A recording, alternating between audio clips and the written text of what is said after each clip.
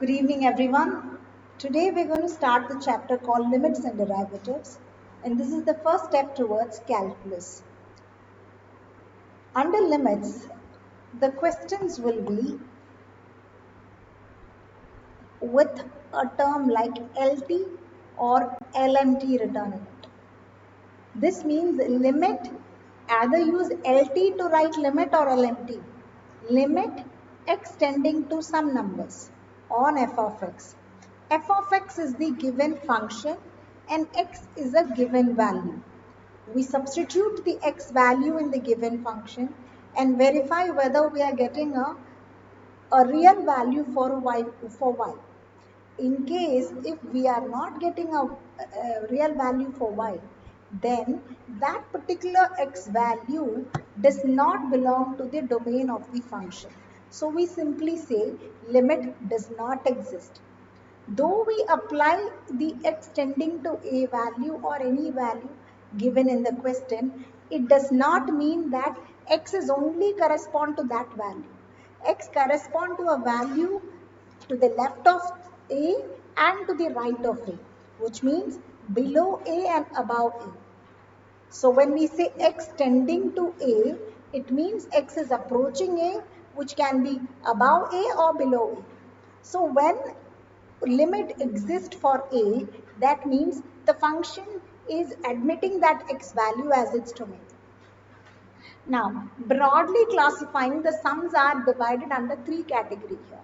First one, where we use direct application, where we just apply the x value and find the relevant y value, and y will be a real number. Questions like this.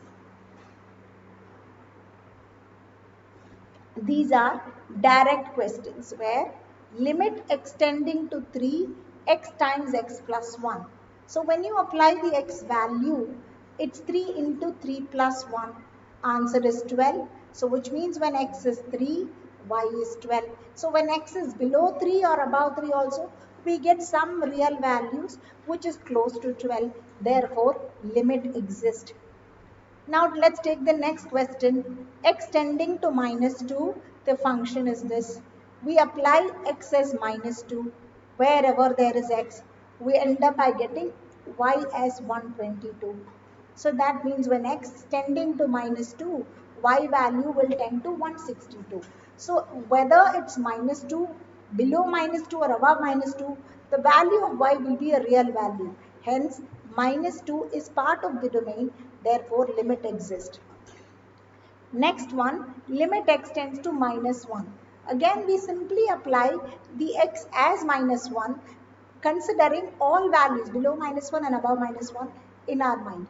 And here also we get a real value for y. So limit exists. So the first set of questions is directly applying the x and getting the y value. Whenever you find a limit question, this should be your first step. Apply the limit first, see whether you get a real value for y. If that doesn't happen, then change your route. See whether standard limits can be applied in the question or not. Right now, I'm not going to explain the proof of these, but definitely I'll explain each one's proof. Standard limit is you find the sum is in this form. Like you apply a plus b the whole square formula or a plus b the whole cube formula into a sum. Once you find it in that form, like that, if you find a question in any of these forms, exactly like this, like x tending to 0 sine x by x is 1. So all this, if it comes exactly like this, we use these following values in the sum. The third one is we use left hand limit and right hand limit. So method one, as I said, is a direct method where we directly apply x and get the y value. The second one, we apply the x value and we get indeterminate forms, which means 0 by 0, infinity minus infinity, where the y value is not a real number. Hence, we are forced to simplify the sum.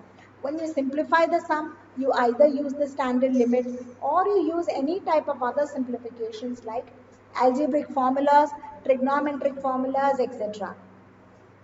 The third one is when we use left hand limit and right hand limit to solve the question.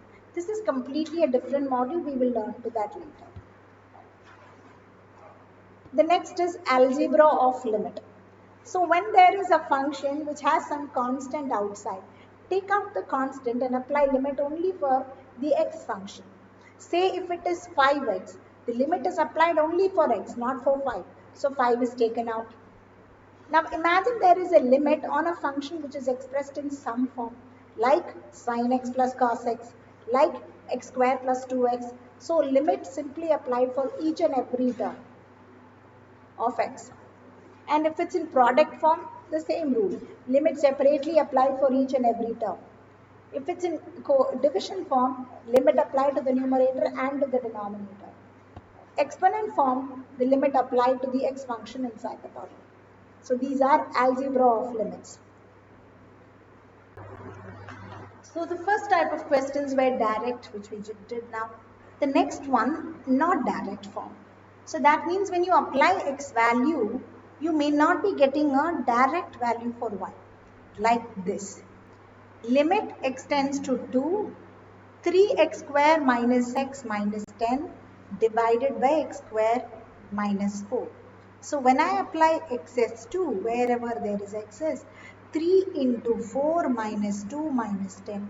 3 into 4 is 12. Minus 2 minus 10 is minus 12. So the numerator is 0. Denominator will be 2 square, which is 4. 4 minus 4 is 0. So denominator is also 0. So this is 0 by 0 form, which is otherwise indeterminate form, which means y value is not determinate. Now we cannot wash out our hand and say that limit does not exist here. We have to try to simplify the sum, because the question just simply a function without defining the domain. So we need to work on the function and try to break it. The numerator is a quadratic equation. Split the middle term. Once you split the middle term, you get the numerator as x minus 2 into 3x plus 5. Whereas the denominator is in the form of a square minus b square, which we split it as a plus b into a minus b. With this, one of the term is getting cancelled.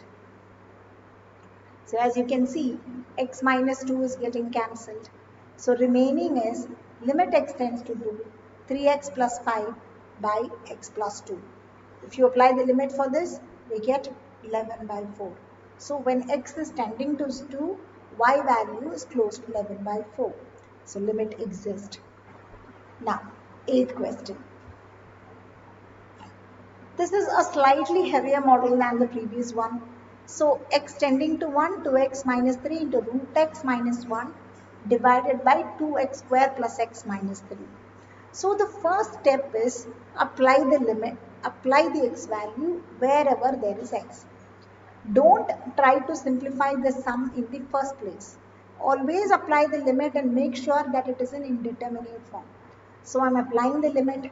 I get to know that this is an indeterminate form, 0 by 0, right? So now I need to break the sum. So I'm going to factorize the denominator. With this, I'm getting denominator as 2x plus 3 into x minus 1. The numerator is already in the product form, so I have nothing to do over there. So I keep it as it is. So even after some limited simplification, I'm applying the limit and I'm finding that it's still in the 0 by 0 form. So whatever I did is not enough. I need to further simplify the sum. We first have to make sure that should be some scope for simplification. Here there is, because it's root x minus 1 and over here it's x minus 1. As we know, x minus 1 can be written as root x the whole square minus 1 square.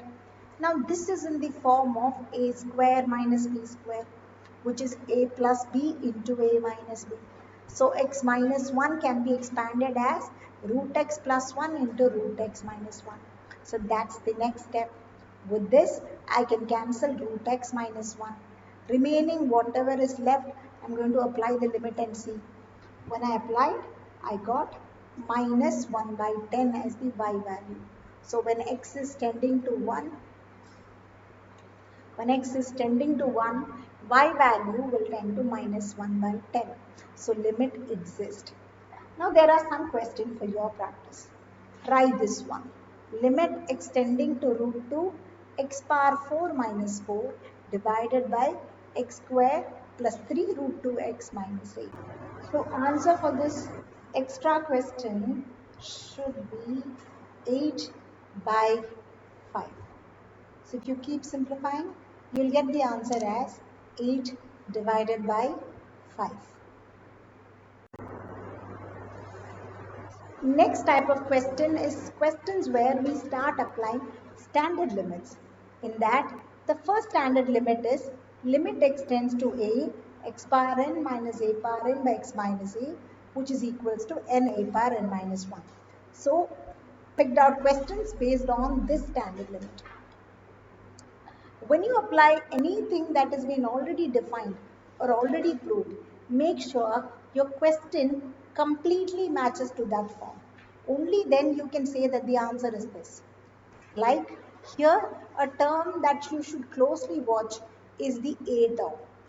The A here must be the same A over here. So if x is tending to 5 and here A is 7, then we cannot apply this limit. We cannot apply the standard result. If x is tending to a number, the same number should be A over here and here. So that is one thing to be kept in mind. Now the first question, limit extends to 2, x power 4 minus 16 by x minus 2. Always try to apply the x value in the first place. Applied and I found it is 0 by 0 form. It's 0 by 0 form. Now I need to work it on this. So 16 I'm going to write it as 2 power 4. So x power 4 minus 16 is x power 4 minus 2 power 4, which is in the form of x power n minus a power n, where n is 4, a is 2. Now I told you if a is 2, the x should tend to that number, and here it is so. Hence, this particular question is already in the standard form. So therefore, I can write the answer as 4 2 power 4 minus 1, because the result of this is n a power n minus 1, where n is 4 according to our question, a is 2 according to our question. So 4 2 power 4 minus 1. 32 is the answer. This is one of the way of doing it. So when it is x power 4, we can even simplify using algebraic properties. So I'm going to can do it in that way also. So x power 4 minus 16 can be written as x square minus 2 square, x square plus 2 square. Now x square minus 2 square we can further split it as x plus 2 into x minus 2. X minus 2 will get cancelled. Remaining term stays and we apply the limit. We get the same answer. So whatever method we choose, the answer remains the same. Question number 2. Limit extends to 0, 1 plus x to the power of 5 minus 1 by x. First apply the x value and find out whether we get a y or not.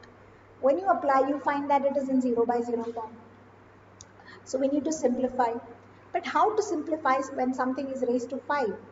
We don't have any formula as such to expand anything raised to 5 other than binomial expansion, but don't do that right now.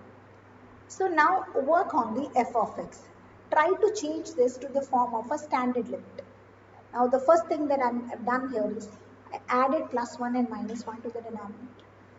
So when I added plus 1 and minus 1, it comes to a form of 1 plus x to the power of 5 minus 1 to the power of 5 by 1 plus x minus 1, which is in the form of x power n minus a power n by x minus a, where x is 1 plus x, a is 1 and n is 5. But as I told you before, if a is 1, limit should tend to 1. But here its limit is tending to 0. So we have to work on the limit also now. X tending to 0, I need to make it to 1. So I'm adding 1 on both sides. Then x plus 1 will tend to 1. So that means z, considering x plus 1 as z will tend to 1. So now the question is, wherever there is 1 plus x or x plus 1, we'll put z over there. So x x tending to 0 have become z tending to 1. All 1 plus x will become z. So now the question is in z form and it is in the standard limit form. The answer will be n power n minus 1, which is 5 into 1 power 5 minus 1. So based on the concepts that we learned today, you can try these 5 questions and experience your learning power. Thank you.